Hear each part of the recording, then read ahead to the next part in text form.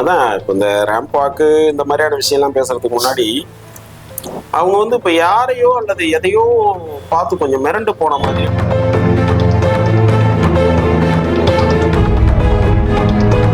இப்போ இன்னும் ஓப்பனா சொல்ல போனா தமிழக வெற்றி கழகம் வந்து ஒரு கூட்டம் பண்றாங்க அல்லது ரோட் ஷோ பண்றாங்க அப்படின்னா ஒரு ரொம்ப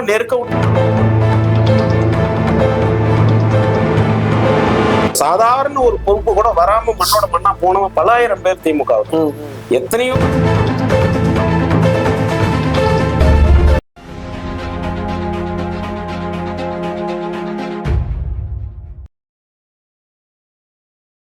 நியூஸ் தமிழ்நாடு நேயர்களுக்கு வணக்கம். ஸ்ரீகாந்த் சார் வணக்கம். ரீசெண்டா டிஎம்கேவோட இளைஞரணி மாநாடு பார்த்துருப்பீங்க. திரு ஸ்டாலின் அவர்கள் அந்த ஸ்டேஜஸோட செட்டப்பு இதெல்லாம் புதுமையா இருந்திருக்கும். அதை பத்தி என்ன நினைக்கிறீங்க? இந்த ரேம்ப் வாக்கு இதெல்லாம் தேவையா? அதான் இப்போ இந்த ரேம்ப் வாக்கு இந்த மாதிரியான விஷயம்லாம் பேசுறதுக்கு முன்னாடி அவங்க வந்து இப்போ யாரையோ அல்லது எதையோ பார்த்து கொஞ்சம் மிரண்டு போன மாதிரியான ஒரு தோற்றம் இப்போ வெளியில தெரியுது. ஏன்னா அந்த இளைஞரணி மாநாடு, மகளிரணி மாநாடு, மாநில மாநாடு அப்படின்னு ஒரு கட்சி நடத்துறது பார்த்தீங்கன்னா இயர்லி ஒன்ஸ் பண்ணுவாங்க. ஒரு வருடத்துக்கு ஒரு தடவை அந்தந்த அணிகளுக்கான ஒரு மாநாடு பண்ணுவாங்க. இந்த இளைஞரணி மாநாடு பார்த்தீங்கன்னா இந்த வருடத்துல இது 2வது முறை.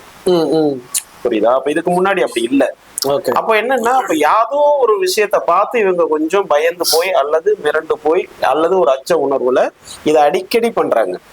அப்போ அதோட போறதுல பிரச்சனை இல்லை. அவங்க கட்சி, அவங்க மாநாடு, அவங்க தொண்டர்களை கூப்பிட்டு பேசுறாங்க, அதுல எந்த பிரச்சனையும் இல்லை. ஆனா புதுசா வந்திருக்கிற ஒரு இயக்கம் அல்லது ஒரு கட்சி, அந்த கட்சியை பார்த்து அவங்களோட பேட்டர்னை வந்து நீங்க வந்து ஒரு காப்பி பண்ற மாதிரி, அது காப்பின்னு சொல்றதுக்கு இதா இருந்தா கூட நீங்களும் அதையே பண்ணும்போது அது காப்பி ஆகுது. அது வந்து இப்போ ஒரு நீண்ட நெடிய ஒரு 75 வருட கால அனுபவம் உள்ள ஒரு கட்சி, அந்த கட்சியோட தலைவர் அவருக்கே 50 வருட கால அரசியல் அனுபவம் இருக்கு. இதையெல்லாம் பண்ணவர் வந்து அதை ஒரு இன்னைக்கு வந்து ஒரு தலைவரோட பேட்டர்னை நீங்க காப்பி பண்ணீங்கன்னா அது அவரோட வயதுக்கு அல்லது அவர் வகிக்கக்கூடிய அந்த பதவிக்கு இந்த இடத்துக்கு அது வந்து பொருந்தாம போகும். ஏன்னா மாண்புமிகு முதல்வர் ஸ்டாலின் ஐயாவை பாத்தீங்கன்னா கிட்டத்தட்ட நாம பார்த்தது வந்து பாத்தீங்கன்னா அந்த கரை போட்ட திமுக வேஷ்டி, அந்த ஒயிட் ஷர்ட், அந்த ஒரு ட்ரெஸ் கோட்ல தான் அவரை நம்ம பார்த்துருப்போம் இவ்வளவு காலமும். இப்போ திடீர்னு வந்து அதை எல்லாத்தையும் விட்டு அவர் ஒரு பேர்ன் ஷர்ட் ட்ரெஸ் கோட்டுக்கு மாறினதா இருக்கட்டும், அல்லது அந்த புதுசா வந்திருக்கிற ஒரு தலைவரோட அந்த ஒரு ட்ரெஸ் கோட் கலர் கோடு அதை வந்து மாத்திக்கிட்டதா இருக்கட்டும். இவர் மாத்தல, அது இயற்கையா அமைஞ்சிச்சுன்னு சொன்னாலும் கூட அது பாக்குற வெளியில பொது வெளியில அது மாதிரியான ஒரு தோற்றத்தான உருவாக்கும். அதே மாதிரி அந்த புதிய கட்சி நடத்துற அந்த ஒரு கூட்ட நெறிமுறைகள் இருக்கு இல்லையா, அந்த பேட்டர்ன், ஒரு ரேம்ப் வாக் மாதிரி வந்து பண்றது, இது மாதிரியான அந்த பேட்டர்ன் எல்லாம் இவங்களும் திடீர்னு இப்போ ஃபாலோ பண்றது. அதே மாதிரி ரோட் ஷோ வந்து அதே மாதிரி ஃபாலோ பண்றது. இப்ப இன்னும் ஓப்பனா சொல்ல போனா தமிழக வெற்றி கழகம் வந்து ஒரு கூட்டம் பண்றாங்க அல்லது ரோட் ஷோ பண்றாங்க அப்படின்னா ரொம்ப நெருக்க விட்டே பாத்தீங்கன்னா ஒரு வாரமா 10 நாள்லயே பாத்தீங்கன்னா இம்மிடியட்டா திமுகவுல இருந்து அதை உடனே ஒரு கூட்டமோ அல்லது ஒரு ரோட் ஷோவோ அல்லது ஒரு மாநாடோ பண்ற மாதிரியான ஒரு சூழ்நிலையை அவங்க உருவாக்கிட்டே வர்றாங்க.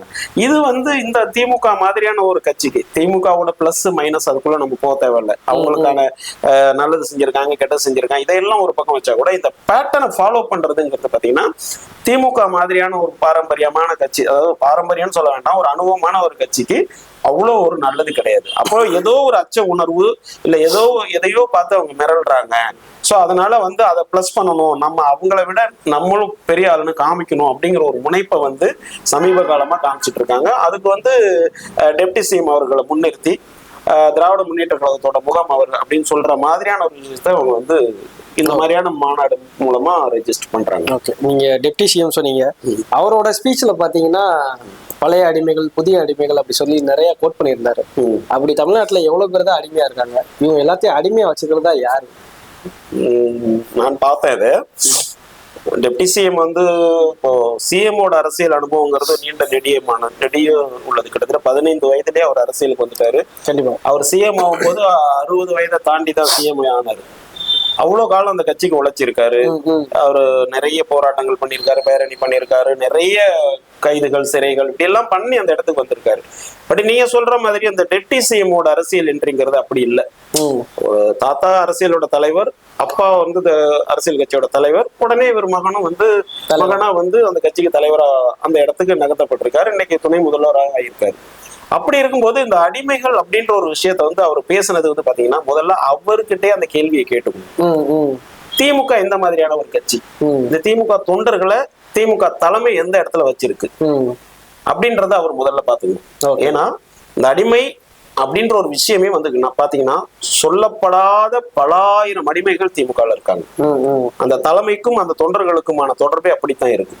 பல நிர்வாகிகள், பல ஆயிரம் நிர்வாகிகள், பல லட்சம் தொண்டர்கள் அந்த அடிமை மன்னர்கள் தான் அந்த கட்சியில இருக்காங்க. ஏன்னா நீங்க ஒரு பாரம்பரியமா பாருங்களேன், ஒரு திமுக வின் பண்ணுச்சுன்னா வின்னிங் ரிசல்ட் போயிட்டு இருக்கும் போதே நாம சொல்லிடலாம் இவங்க தான் மினிஸ்டர், டிபார்ட்மெண்ட் வரையும் நம்ம சொல்ல முடியும். பிடபிள்யூடினா இவர் தான், நகர்ப்புறம்னா இவர் தான், அக்ரின்னா இவர் தான், சமூக நலம்னா இவங்க தான், பினான்ஸ்னா இவர் தான் அப்படின்றத நம்ம சொல்லிடலாம். நீங்க ஒரு சஸ்பென்ஸே தேவை கிடையாது. அந்த பேட்டர்ன்ல தான் அவங்க கிட்டத்தட்ட 6 முறை அவங்க ஆட்சி அமைச்சாலும் கூட சேம் தான். கண்டிப்பா ஒரு ஏவாவேலு தான் இருப்பாரு, ஒரு நேரு தான் இருப்பாரு, ஒரு பொன்முடி தான் இருப்பாரு. அந்த மாதிரி ஒரு அந்த பேட்டர்ன் அப்படியே இருக்கும். அப்ப மீதி இந்த கட்சி 75 வருஷ கட்சின்னு சொல்றீங்க, அந்த 75 வருஷ கட்சியில இவங்க எல்லாரையும் விட்டா வேற யாருமே அந்த மினிஸ்டர் வர்றதுக்கு வாய்ப்பே இல்லையா? இல்ல போல திறமையானவர்கள் இல்லையா? அப்ப அவங்களுக்கு பேர் என்ன? அவங்களை எல்லாரும் நீங்க எப்படி நடத்துறீங்க? அடிமைதான். அப்ப அடிமை தானே, எழுதப்படாத அடிமை தானே. அப்ப அதனால நீங்க அடிமைகள்னு மற்ற பேரை சொல்லும் போது அண்ணா சொன்ன மாதிரி நீங்க இன்னொருத்தரை கை நீட்டும் போது இன்னொருவர்கள் உங்களை பார்த்துக்கிட்டு இருக்கு அப்படிங்கறத அவருக்கு நம்ம நினைவூட்டணும். அப்போ திமுகவுலதான் அந்த இது ரொம்ப அநியாயத்துக்கு இருக்கு. அந்த பல நிர்வாகிகள் ஒரு சாதாரண ஒரு பொறுப்பு கூட வராம மண்ணோட மண்ணா போனவன் பல ஆயிரம் பேர் திமுக. எத்தனையோ மாவட்ட லெவல்ல இருக்கிறவன், மாநில பொறுப்புல இருக்கிறவன், எந்த பதவிக்கும் வராம மடிந்து போனவர்கள் பல ஆயிரம் பேர். அப்ப அவங்களுக்கு எல்லாம் பேர் என்ன? இதை வந்து அவர் சொல்லும் போது ஒரு மக்கள், பொதுமக்கள் அல்லது இந்த அரசியலை தெரிந்தவர்கள், அது இன்று இருக்கிற ஜென்ஸ் இருக்காங்க இல்லையா, ஜென்சி, அவங்க எல்லாம் பார்த்து சிரிக்க தான் செய்யலாம். அவர் பேசுனதுல ஒரு பெரிய விஷயமா எனக்கு சிரிப்பு தான் வந்தது.